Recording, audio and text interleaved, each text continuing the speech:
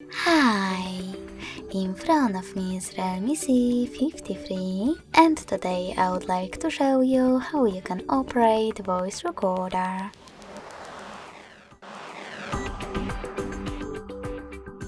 First of all, you need to open Recorder app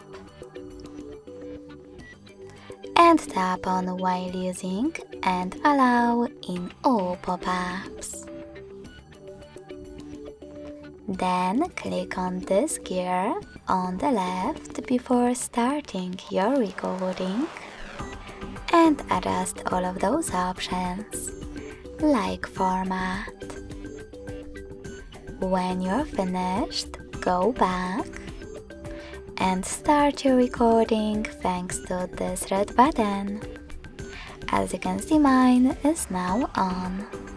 You can pause it or unpause it thanks to the same middle button. If you wish to add a bookmark, you need to unpause it first and then click on this icon on the left. To end and save your recording, click on this square on the right.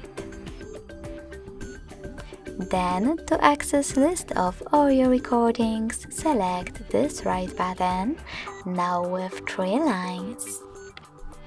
As you can see, my recording is over here. To play it, click on it.